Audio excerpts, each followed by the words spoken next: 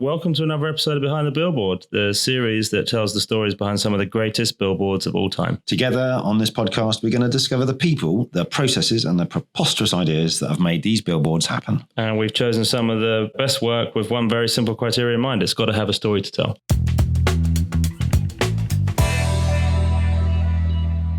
So we've got Paul coming in today. Yeah, so he'll be our second guinea pig. Paul Belford. Yeah, so Paul, I spoke to him about 2 years ago about something else in a kind of crafty category, which was scrapbooks. Crafty. I like not crafty not like crafty. that. Like a fox in sneakers. No, like craft, like twisting your eyebrow going. Oh, right. Red rim glasses. Look at this kerning on this type. Yeah, so Paul... what happened to the leading? Yeah, believe. He is a brilliant craftsman, and I mean, one of the first people I thought about when we talked about this was his piece for The Economist, the light bulb, which is weirdly actually not a mega example of Belford, because a lot of his work is very, very crafted print, beautiful art direction. But yeah, the way this just came out to me, I was like, oh, we've got to get that. And then looked a bit deeper, and he did stuff for PlayStation and Kew Gardens and blah, blah, blah. And then, yeah, I remember that stuff. It's great. I'm looking forward to talking to him about, especially about that Economist light bulb thing. Yeah. It's amazing. A great piece of work. It's quite interesting to see that evolution of their work as well, going from, just the standard headline. I'm sure we're going to hear about it today, where their heritage of their outdoor and moving it into the future, I think. Because so much of his stuff is visual that I think, I wonder if it's quite a challenge for him to work on such a sort of line-based campaign. So, I think it's going to be great. And hopefully we'll have a good old chat with Paul.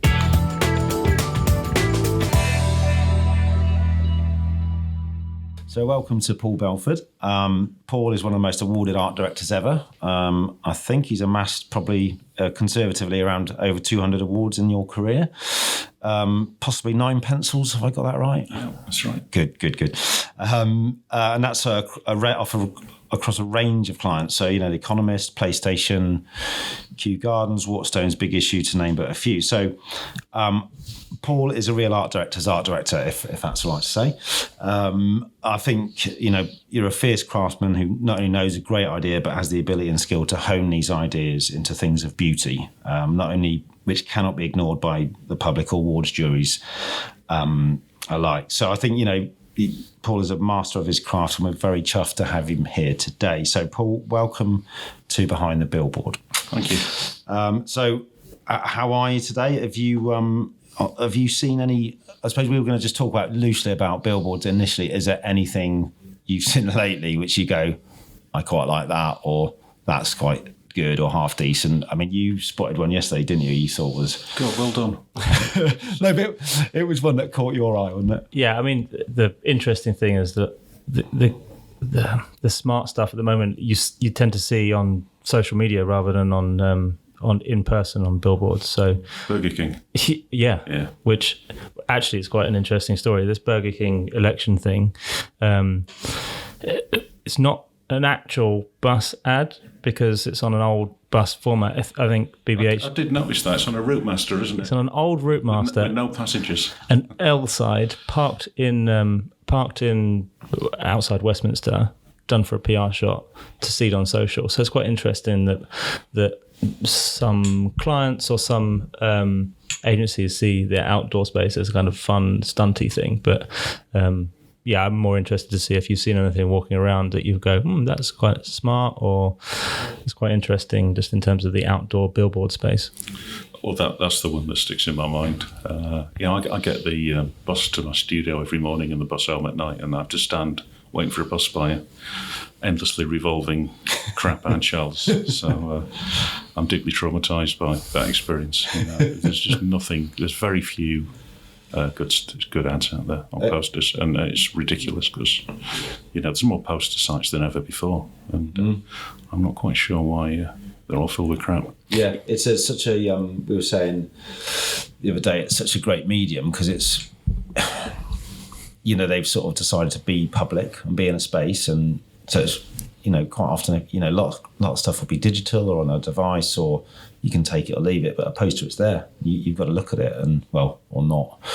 Do you think it's down to creative teams, the age that they've grown up in, the millennial creative teams grown up in a digital era, and they're more tuned to creating for the digital space?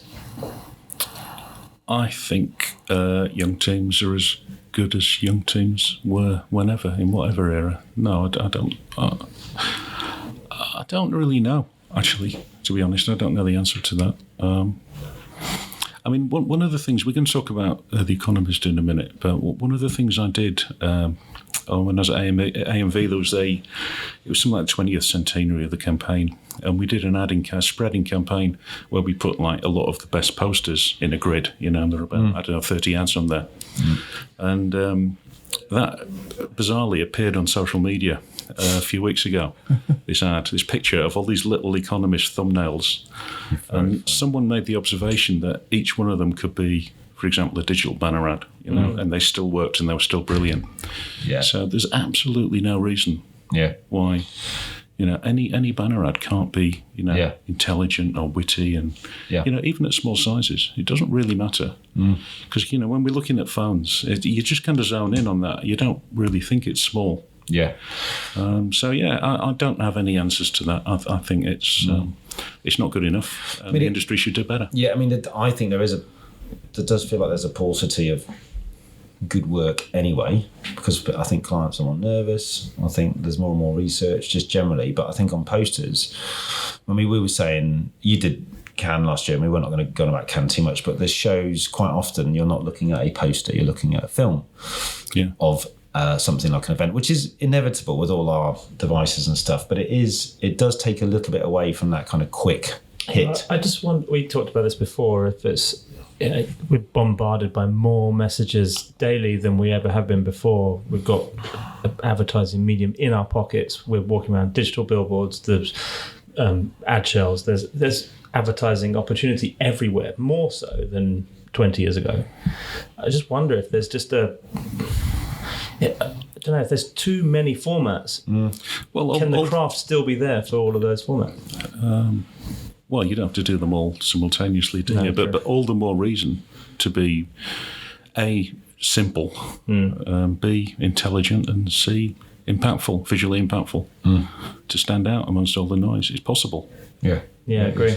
And I think now when you do one, it stands out even more because there's less of them. Well, this is it, the Burger King thing. Everyone's raving about it, and it's great. But it's a tactical ad, and, we used to do those all the time. Yeah. Topical ads, they should come out, We talked in great detail recently. It's about the power of context in out of home, and it now more than ever with the advent of digital, not having to wait for printers to go out and posters to go out and paste it up, that you can be super reactive and hyper reactive to things. And some of the more interesting stuff that's happened over the last 10 years is where they've been using that data or the ability to be quick, but the craft is still there. And I think there's a trend for that now, but there's so many people getting it wrong. Yeah. I mean, what was that thing you said yesterday? Technology for creativity's sake, which I thought was quite good. Rather than all the gear, no idea. Someone going, oh, look at this brilliant bit of digital out of home, and you look at it and you go, yeah, but there's nothing visceral there. There's nothing I'm going to share with a friend of mine. There is a tendency to kind of use gimmicks, isn't there, at the expense of a good solid strategy and idea. I completely agree. I mean, one of them I did quite like, I don't know if you were fans of it, the Spotify one they used 2 or 3 years ago, where they used their data and then they reinterpreted it. Yeah. Wrapped campaign. Yeah. Which again, I think that had a good sense of humour to it. And it was like, rather than, just using data, they had a point. Like yesterday, I got my message from Spotify about what I'd listened to most. I'm quite embarrassed to say it's a really redneck American comedian called Jim Gaffigan. And just below it, there was some cool like grime tracks. But I sort of found that interesting that I could be given that back. I found that useful rather than saying, you bought this pair of shoes, do you want another pair of shoes? Sort of kind of, I found that interesting. Yeah, actually, you've just reminded me of another good campaign. Spotify did a good poster campaign recently, didn't they? Was that the UB40 stuff? What? Why was it? They did. Yes, that's that right. stuff. Yeah. I thought that was great. Yeah, that was.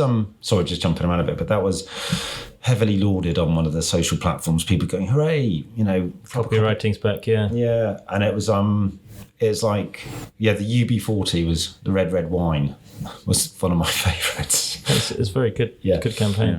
A very simple art direction as well. Yeah. They've been famed for that, the Spotify stuff. They did last year. They did that God is a Woman playlist, which was a fantastic piece of artwork as well. And I think that has won at various awards for craft and for the idea. What while we're talking about stuff we liked from a while back, I was going to ask you, because we're going to ask everyone what was their first billboard they wrote, or can you remember which was the first one you did, or the one you felt proudest of? First one was probably as poster for Teacher's Whiskey. Teacher's Whiskey, right? And could you describe it, or can you remember? I could. It was the best shoot I've ever been on. I haven't been on a better shoot since. Right. So this was I don't know when it was, 1990 something, 5. Flew to Iceland with a brilliant photographer called John Claridge, and just to shoot a bloke walking in a gale, basically. Nice. Yeah. So we got this model, and we got on skidoos and went halfway up a glacier and hired a helicopter, and it was like a James Bond film. And it had him float. The helicopter was just out of shot, and he was struggling. And so that was the image. It was a great image. Great. And then really nice line. Right. It was okay. It just said, teachers with ice, snow, wind, and howling gales. Nice. Brilliant. Lovely. I'm actually longing for shoots like that. Yeah, that was it. And I thought, great, I've got to have a whole career of this. Yeah. And it never happened again. And was it a 48 or 6 sheet? It was a 96 sheet. 96. Oh my God. Do you remember going to see it for the first time when it was up? Yeah. I mean, it's fantastic, isn't it, when you get something 40 feet across. And, that scale. It's one of the things that outdoor brings, is that just sheer scale. Wow. And also, those big sites. I remember seeing my first one thinking, feeling the same, quite proud, but also it gave me a sense of confidence that I'd done something that I'd actually run and it was decent. And then, you go back in then and you sort of bolstered a bit. Yeah, totally. Yeah. And it was, I think that's a... do you... I was just thinking about your... the agencies you've worked at. So you told me we weren't going to dwell on that. No, we're not going to dwell on it at all. But you have worked at some of the absolute very best ones, and then you've told me just earlier that there were many I've forgotten or missed out on, so we'll just gloss over those. But I think your long and varied career, which is still very much happening, I thought TBWA was an incredible time for you, Abbott Maids. Was there any time in your life where because we're talking about billboards, I suppose, was there any certain agency you thought, okay, this is, I don't know why, but this is like my purple patch in billboards? Does TBWA the moment there for you, or is it just ups and downs throughout, No, we've always got stuff out. Yeah. In fact, I'm wrong about the teachers thing. We did something for Qantas at DMB&B before that. It got a Can Gold. Oh, what was that? It was Can Gold. Yeah, very nice. It was a sorry. It was a picture of a bloke with a sandwich board on, and it just said "The other end of the world is nigh," and the little Qantas logo. Oh, I love that. Wasn't that Simon's? No, it was not Timmy. Yeah. Sorry. Yeah, it was. Very nice. I like. Yeah. Thank you. My microphone's just been put down my throat. It seems that you had a very good start then. Also. So now, we got posters out kind of everywhere, pretty much on and off, So where we want to talk about a lot of your work, and hopefully we'll see more of it on our website. But one of the main ones, which we honed in on, like you said, was the Economist poster, the light bulb execution. So we wanted to talk to you about that, and if you could just fill us in a bit on it, because as a sort of precursor to it, I spoke to someone, actually Tony Hardcastle, the other day, and we were saying that at the time, you were saying there's a lot of 2D work going on with the Economist headlines, beautifully written headlines, but there was a moment, obviously, I remember seeing it thinking, excuse my French, but how the fuck did they do that? Because it's an annoyingly brilliant campaign anyway, and then you saw that and you thought, oh God, that's good as well. Because sometimes you'd go, oh yeah, but they haven't done any special builds, you know what I mean? And then that for me was just like a wow, brilliant moment. So could you sort of explain to us what happened around the briefing and the time? And yeah, it was obviously, The Economist, in my view, one of the best poster campaigns kind of in the history of advertising. So, kind of total privilege and honour to work on it. And we were lucky enough to be at AMV and get the brief. So, we did a few. Nigel wrote loads of great ones, and the client bought some of them, and they ran, and they got awards, blah blah blah, and they were good. But I was always slightly conflicted working on it because I just loved it. It's fantastic, and Ron Brown started it. It's just really simple red rectangle, classic white type, little logo, bottom right. Can't go wrong. But to my way of, with my art director's hat on, I always found it slightly dated. And obviously, it's so iconic. Yeah. There's not a lot you can bring to the party as an art director if it's just a nice headline. Even if it's a brilliant headline, you just kind of set it nicely and there you go. It looks great. But I thought it looks a bit dated, and, it's this kind of white serif type, tightly centered, a little bit 70s, 80s to me. And this was when was this? This was in 2002, 3. Yeah. And I genuinely thought it looked a bit dated, but, you can't really do anything about that because it's so iconic. So, we just kept going and it was good. But I thought the way around that, from an art directional point of view, was to do visuals. And that's really how Lightbulb came about. I had another really nice one I wanted to do that the client wouldn't buy. Tell us, what was that? It was a poster full of rats, actually. Red tinted rats, and they were racing. And it was about someone winning a rat race. Just kind of visualising. Wow. What did they have a vermin issue with that? I think that's the only explanation. Yeah. Did it? I'm always intrigued by these moments where did it get through internally at Abbott's to client? Or we shot it. You shot it? And the client just wouldn't run it, yeah. Oh, my God. And it was a great image. And actually... have you still got that image somewhere? Well, I sold it to Reed Employment, actually. I recycled the idea. Okay. Was it hard to get them to shift from the slightly dated idea of art direction into this new way of thinking? Well, I didn't even try and shift them off the headline thing because it was great. Even though I thought it was dated, a lot of other people didn't, and I can totally respect that, and they were probably right. So they had done visual things before. It wasn't the first visual thing they'd done. Yeah, they'd done a hello to the readers in High Office before that? Yeah, they'd done stuff like that. Yeah. There you go. That's a kind of a special build almost, isn't it? Yeah, top of the bus. The thing I was interested about when I was talking to Tony, so obviously you'll back this up, but there was about, people would go in with piles of work, like I remember at BBH on Levi's or Lynx, there would be just people just going in with these piles. Yeah.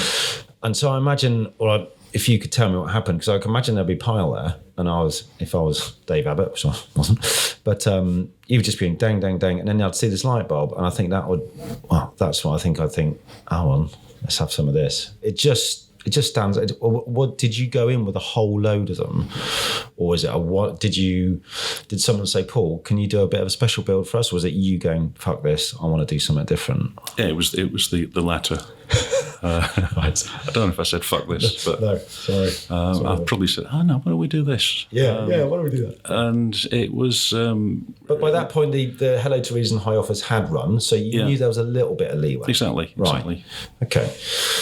And yeah, sorry, go on. And it didn't get out of our office when it was first proposed. Okay. Because Nigel quite rightly, I'm sure he won't mind me saying this. He said that's a bit crap. It's it's kind of a bit of a first thought, isn't it, for the Economist light bulb? and of course he was right. It's kind of a cliche, but. My kind of argument, my counter argument was it's the kind of playfulness of the interaction that kind of gets over that and makes it special. Can I ask you a question? So Did you do a layout where the light was always? You could have done just a flat piece, couldn't you, with no light bulb being interactive? Yeah, that wouldn't have been good enough. Wouldn't have been. No. So you went. It wouldn't have been remotely good enough. Would have been rubbish. In fact, I would not have shown that. Yeah, forget that. Strike that from the podcast. Nigel was very cutting. No, but I could see times, that. Yeah, and I wouldn't have dared show it. There's something about this, like you say. Oh, not the light bulb gag again, but there's something like you say. It's playful, and for me, a bit like yourself, it moves it along. You know, that the idea about the Economist posters, the masthead of the magazine being the poster site is incredible, and it went on for years. But then there's a point someone will go, can we have a bit of blue in it? Remember that there was one where there was something like 2/3 of the world are covered by water, and the rest is covered by the Economist. God, I can't believe I remembered that. I feel really proud. But then you go, I think this opened the door then for other people to go, right, see what Paul's done. So do you think it was the opening to more? Well, I hope it was. Especially it obviously wasn't done with that intention. It was just done with the intention of doing a nice ad. Because they got away from the slightly dated type. And how did Dave Abbott? Who was your creative director at the time? Was it Dave Abbott? Was it? Well, it's Peter Suter. Right. I guess really. Unfortunately, David Abbott wasn't there. No. So, okay. One of my great regrets never having to work to the great man. And another question, because so you've sat there with Nigel, you've got the idea, you've batted away his issues about it, you've got it through. Well, no, I didn't actually. He won. Go on, what happened? We did bursts. So we did about 2 bursts a year of Economist concepts, big piles, and so I just said, all right, fine, and kept it in the bottom drawer. And then I remembered it when the next burst came along, and as luck would have it, Nigel was on holiday, so I just... As luck would have it, that was well put. I slipped it in. Yeah. And said, why don't we do this? And it got through to being presented to the client, and the client wasn't wild about it. Really?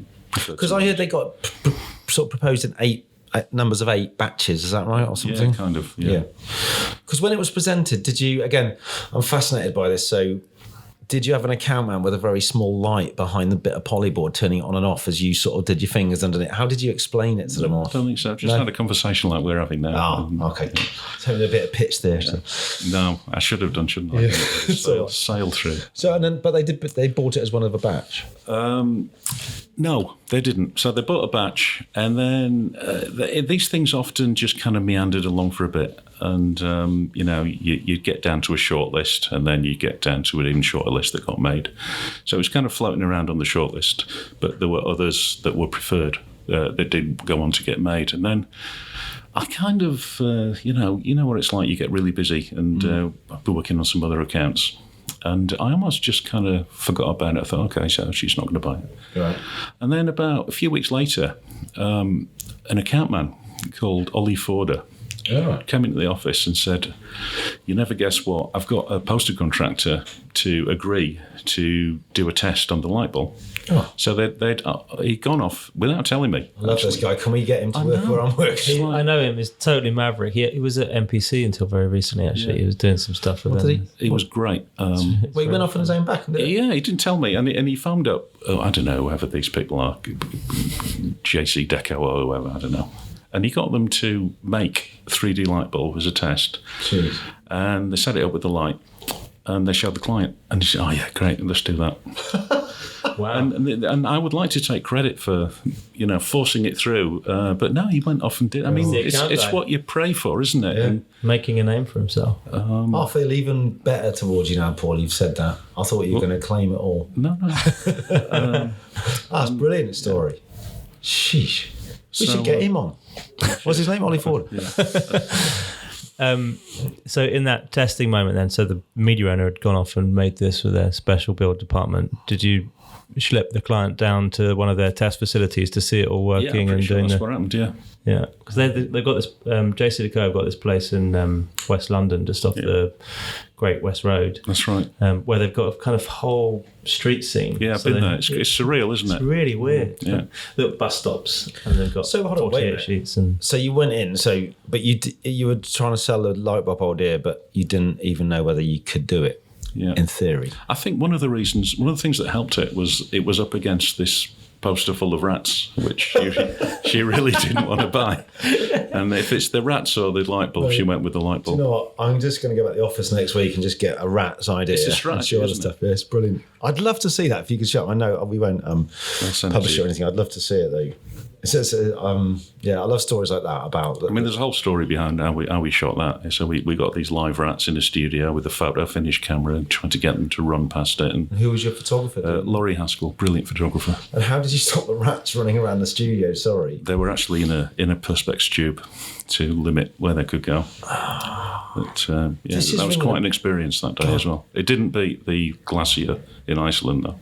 Right, slightly different scale. Yeah, rats in a studio in West London. I'm wondering whether we should have got a picture. So we're going to have a picture of you at the end holding your billboard. I feel like we should have the rats in there as well. The ones that got away. Just in terms of those shoots, you spoke about the one in Iceland. Is that one of the best shoots you've been on? If any other campaigns? What's your... Yeah, posters, not so much, you know. The TV ads. Shoots. Yeah, TV, and obviously you travel around a bit, but... What's the best one? Oh, I don't know. I've been to Cape Town a few times. Yeah, I like Cape Town. So when great place. On the light bulb, so you did it, and I'm presuming it did very well at the shows, at the award shows. Yeah. It didn't get a yellow pencil, but no. But you got 9 other ones, which is eight more than me. So it's the whole pencil case. But it's funny when you type in. This isn't obviously as good an award, but when you type in your name and The Economist, it comes. It's so weird how it quickly comes up because I think it's like, joking aside, you know, when you said, I don't know where I was on Pinterest, you saw that spread from campaign with all the old Economist ads. There's something about the light bulb poster which goes on to just about everyone's. That wasn't on there, was it? I didn't make it. But it's on everyone's Pinterest board on the planet. It's sort of like it's that. I don't know what. I suppose it's like.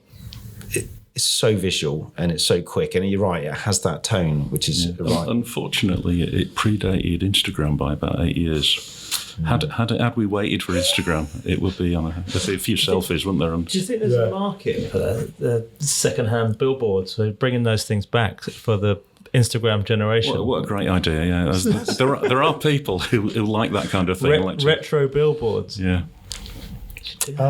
Let's move. We've just come up with a business idea now, haven't we? Yeah. Right, stop the podcast. Yeah. Let's just get down to it. The pretty polly legs, yeah. Well, I think that's great. Thanks for talking about The Economist. We might actually, dare I say it, drag you over another afternoon because the Economist seems to be, like you said, a huge area to talk about. And we've got Tim Riley coming in a couple of weeks. Well, we'll talk forever about. Yeah, he will. And Tony obviously was going to chip in. So we may ask you to come back. But moving on from The Economist, I wanted to talk about another one of your billboards, which was for PlayStation at TBWA. And I never know what you call it. Is it called Dots? Dot screen. Dot screen, thank you.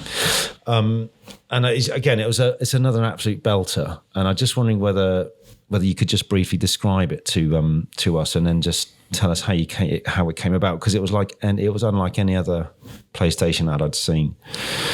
Well, it was at the time they were doing a lot. We didn't work on PlayStation at TBWA. It was quite compartmentalised about who did what, and it wasn't one of our things. But we had this idea, we just did it, chucked it in, said, why don't we do this? And all the ads at the time were using the PlayStation symbols, the cross, the triangle, the circle and the square. And it's just a way of using those in an interesting way, and that's what it was. Got the idea from we did a press campaign for Waterstones that was pinned on our wall, and one of the executions of that used a dot screen. It had a face made out of big dots. Yeah. And just looking at that on the wall one day, and I thought, we'll change those dots into the PlayStation. It's that simple. And all those other teams working on PlayStation just had their lives ruined.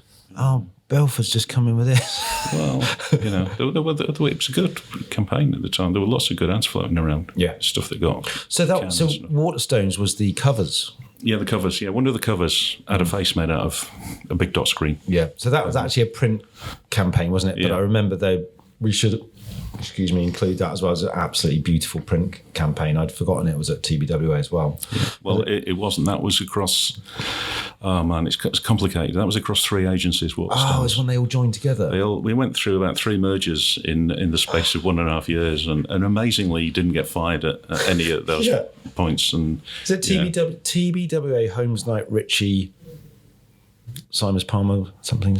No, it was nearly. I went. I got 9. Me and Nigel got there via Baines Fair Sharkey Trot. So we went. When we went there after LEAGAS DELANEY, but we were only there 2 minutes, and it merged with GGT. Yeah, and then shortly after that, it merged with TBWA. Yeah, so it was that route. Yeah. Okay. Yeah. So that was that when you did once you transferred it off of Waterstones to PlayStation? Was it then a relatively easy journey to get past Trev and to the client, etc.? Was it?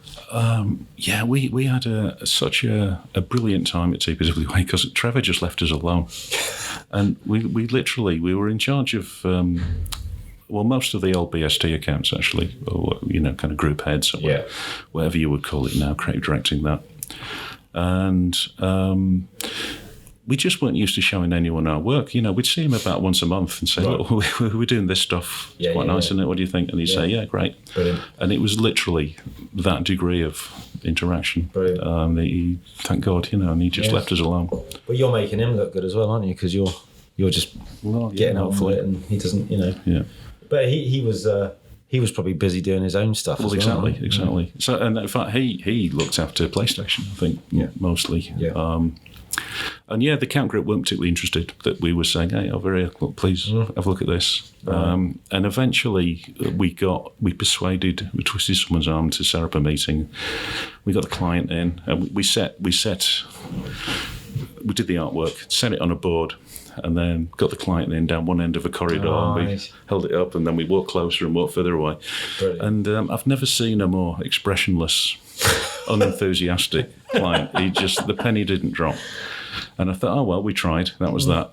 And, like 1,000 other failed, concepts. And then again, it's a remarkably similar story to the Economist light bulb. There was an account person, I think it was Deborah Kerr, right, who just went off and persuaded him. Wow. And I didn't, amazing, hector her into doing it. And she just came, I've sold it. Oh God, I love you always crafted it as a Billboard idea? Yeah. It was. So the thing that we haven't talked about yet is, and what I like about it is that it's a poster that uses the insight that you look at a poster from different distances in the street. You see it 100 yards down the road, you can see it really close up, and this creative execution kind of plays with that, and it gives you a different image at different distances. Close up, you just see the PlayStation symbols for the people who know what they are, and then if you look at it from 200 yards down the road, it's a picture because of the way it's the same principle that when you print a black and white picture in a magazine or a newspaper, it's made up of lots of little dots. But, they're so small that you just see a continuous tone image, and it kind of works like that. So you see excited, staring eyes from far away, and it's a huge logo from close up. Did you have to do tests on it to get it? Yeah, exactly. We did. Right. We did. We were forever trying to work out how big the dots should be, and the people love you even more when Paul wants to do it again, sort of thing. Or was it? I suppose it's necessary. I mean, when I was in agencies, there were 2 types of people, I think, and people either embraced the spirit of trying to craft something to the nth degree, or they viewed it as a complete pain in the arse, and people fall into either camp. Well done, whoever, all the pains in the arses, because I'm just sitting there looking at them both, and they're both brilliant, but then they're so simple.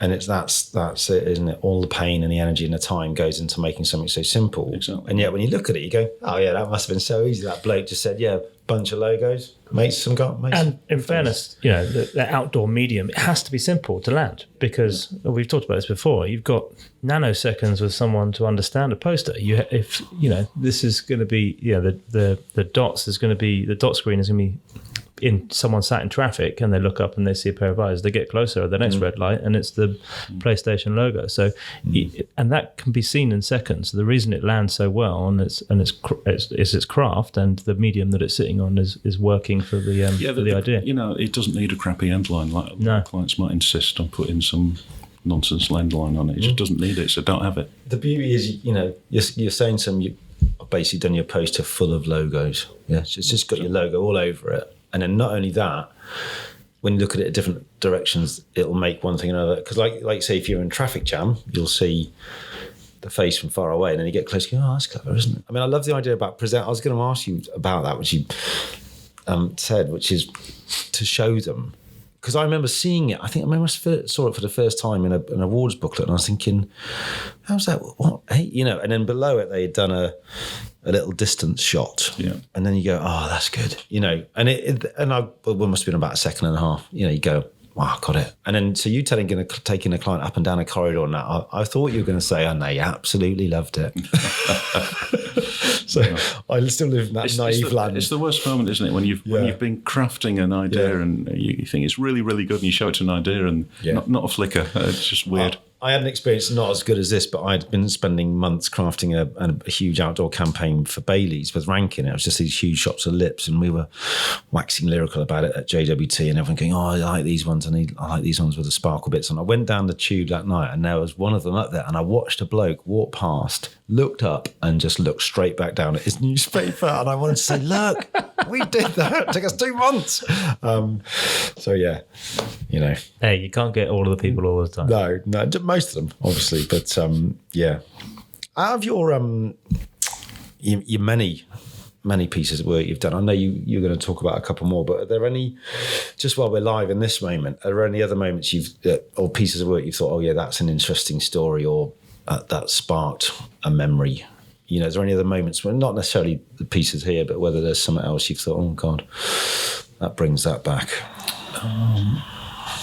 I don't know what to say about that. I mean, not off the top of my head, really. I mean, there's plenty, like literally hundreds that are languishing in the bottom drawer. You know, the client wouldn't buy, which is the worst thing about our job. I think the sheer frustration of that.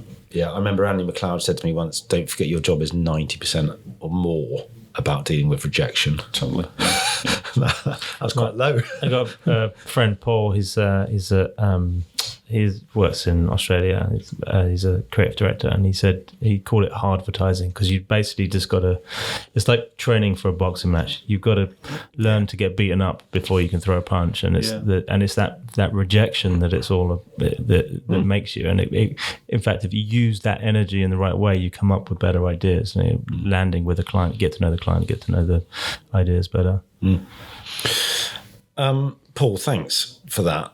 The last bit we wanted to talk about a bit was just general tips about outdoor, because hopefully we'll have young aspiring creatives listening to this, as well as a wide demographic. But while they're writing their Instagram ads and it's and like banner Paul's saying, the banner ads are still the same, the same sort of pro. But I think number of words. Yeah, I think.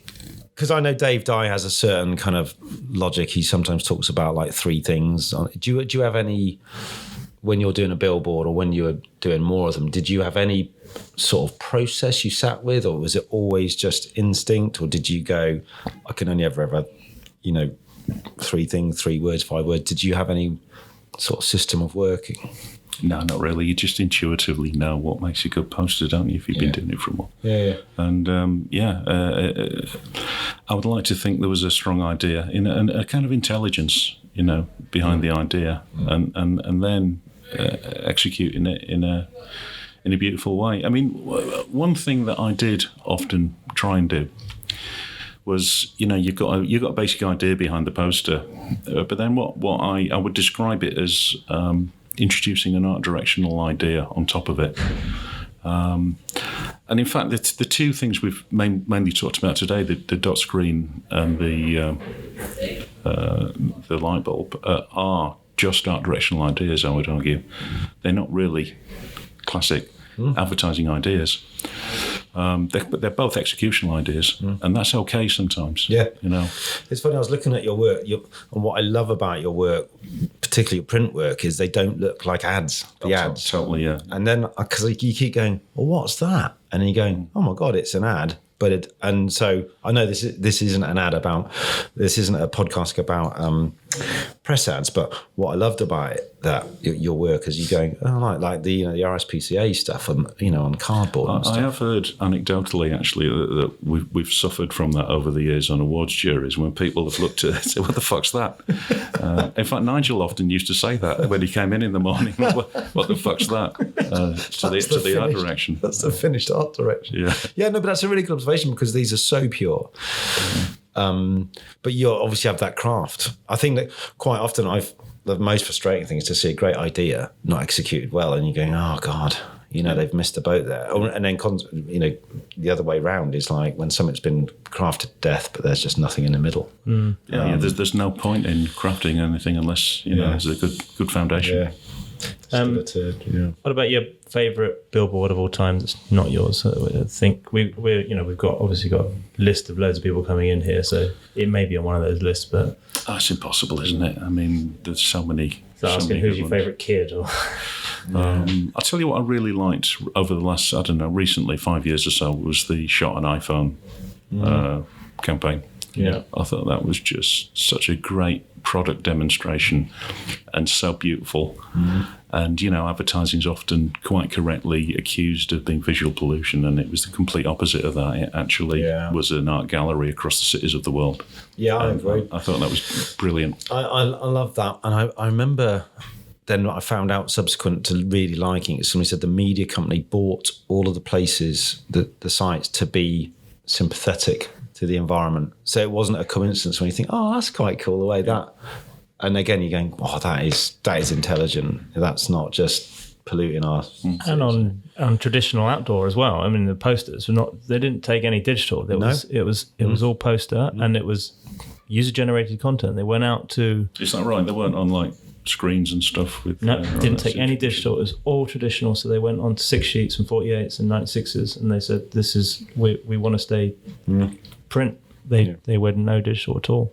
So it's bold to do it, and as I say, as user generated content, they went out to a network of people and said, "Send us your photos. It could be an ad." And to run it globally as well. Just fantastic. Yeah.